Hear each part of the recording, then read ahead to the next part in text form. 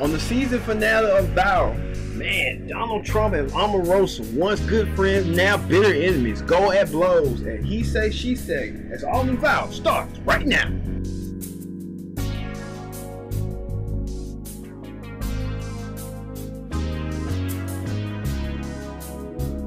Everyone, welcome to this brand new edition of Viral.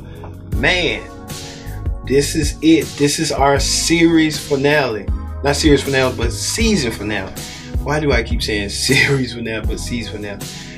But we'll be back for Viral for season 2 in January. Man, Viral is gaining traction. And we thank you for watching, giving us those views, giving us those feedbacks. We appreciate you. Join in the conversation right here on Viral, right there, and on Connect TV right here. Man, let's get this season finale off with a bang. Omarosa versus Trump. Now, men, you thinking like, hey, Omarosa and Donald Trump, were they once good friends? Yes, they were good friends. Now they're bitter enemies.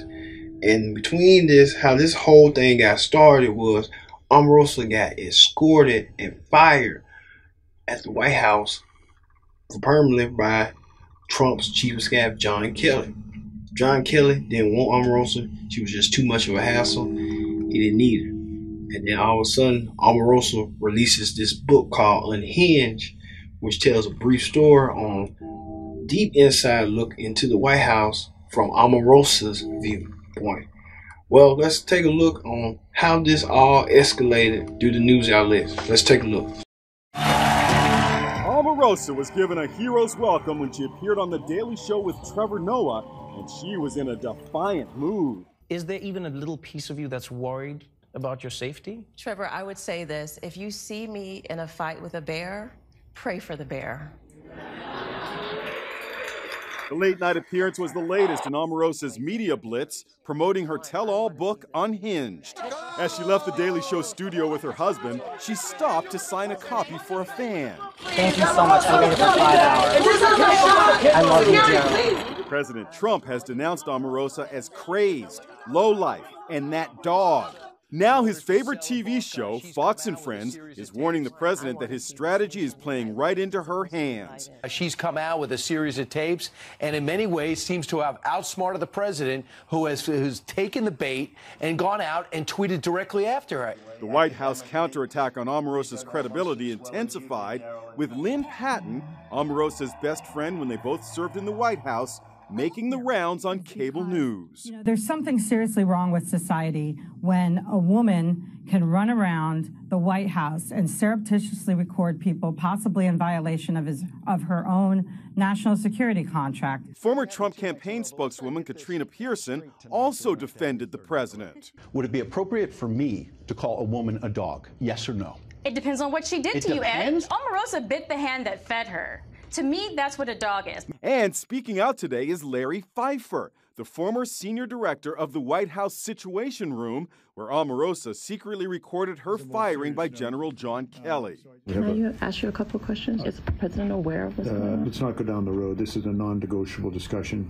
There was speculation she used a so-called spy pen with a hidden recording device. How do you suppose Omarosa got some sort of recording device in there? Well, that is a mystery to me.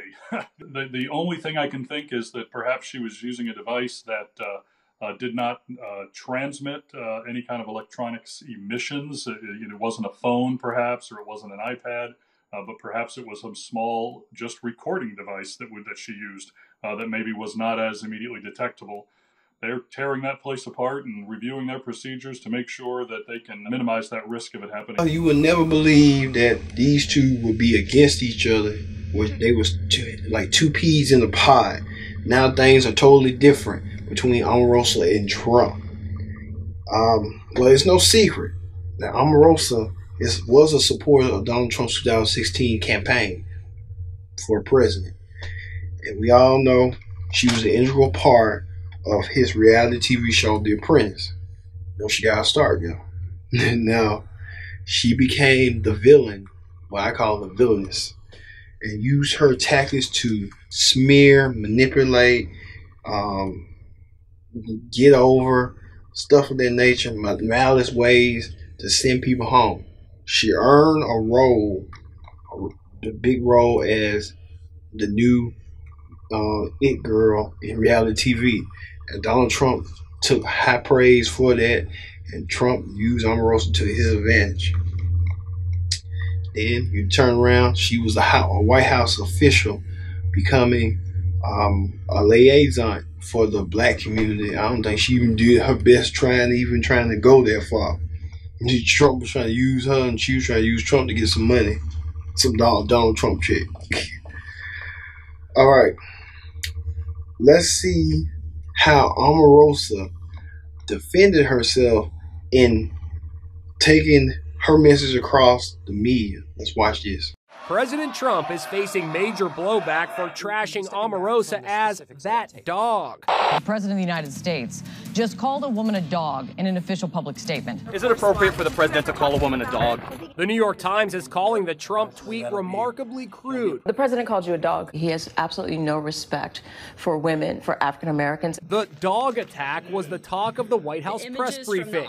Is this any way for a president to talk about any American, let alone somebody that he hired? I think the president is certainly voicing his frustration with the fact that this person has shown a complete lack of integrity. And today, Omarosa released another tape from 2016 in which she and two other Trump campaign officials, Katrina Pearson and Lynn Patton, discussed how to deal with a supposed recording of Trump using the N-word on the set of The Apprentice. I said, well, sir, can you think of any time that this might have happened? And he said no. Well, that's not true. He goes, how do you think I should handle it? And I told him exactly what you just said, Omarosa, which is, well, it depends on what scenario you're talking about. And he said, well, why don't you just go ahead and put it to bed? No, he said it. He's embarrassed. Last night, before the tape was released, Katrina Pearson was asked by Fox News' Ed Henry whether the conversation ever happened. No, Ed. That did not happen. It sounds like she's writing a script for a movie. But today, after the tape came out, Patton and Pearson released this joint statement. No one ever denied the existence of conversations about a reported Apprentice tape. Of course, there were multiple discussions because Omarosa was obsessed with it. We clearly confirm the fact that President Trump himself denied ever using such derogatory language. Can you stand at the podium and guarantee the American people they'll never hear Donald Trump utter the N-word on a recording in any context? I can't guarantee anything, but I can tell you that the president addressed this question directly. I can tell you that I've never heard it. According to Omarosa, Trump was talking about Apprentice contestant Kwame Jackson when he allegedly used the N-word. What's upsetting about it is it was about someone that was on the cast with me, about Kwame Jackson. Kwame Jackson was runner-up on season 1.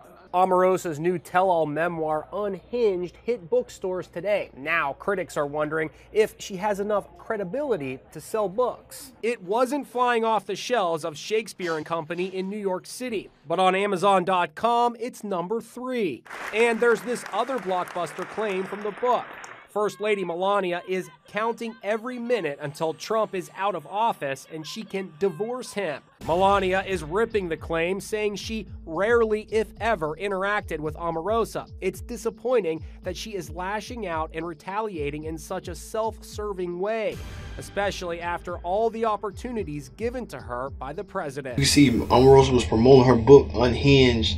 Maybe she a little bit unhinged herself after trying to, with a man you working for a long time, and then all of a sudden you stab him in the back, and he kind of, like right here on Twitter, calls you a dog. Oh, man.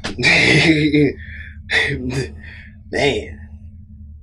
Now, it is what it is. Many people in the media think Trump shouldn't call her a dog, but he felt satisfied calling her a dog, and Omarosa shouldn't be called a dog, but she should carry in the name of the book but a dog. To say that. All right.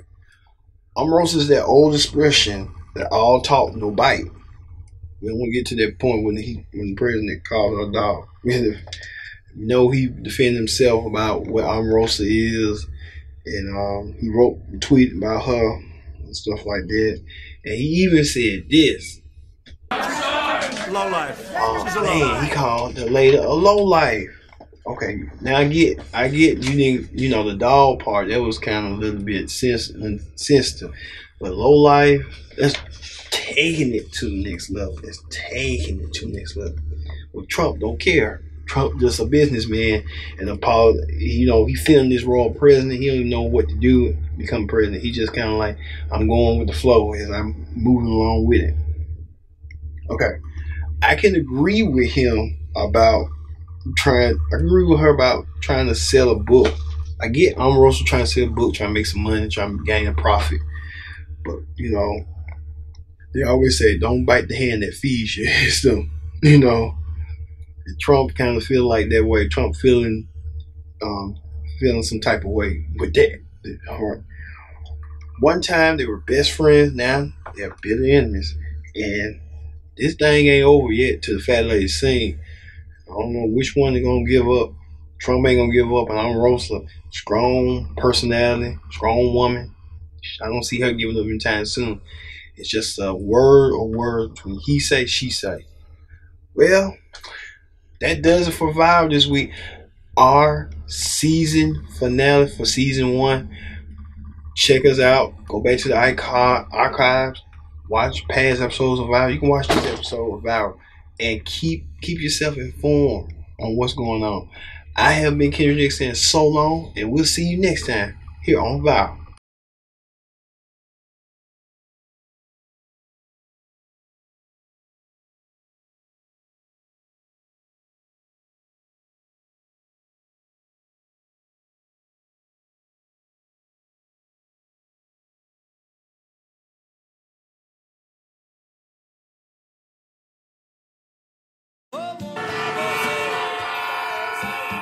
Hello, welcome to Burpee's gas station. How can I help you?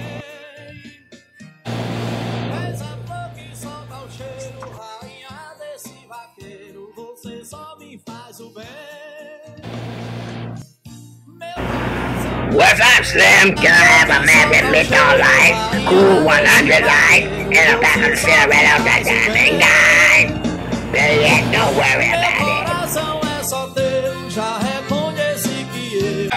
What in the world did I just get myself into? Better yet, you know what? I don't need this job. I'm finna go elsewhere.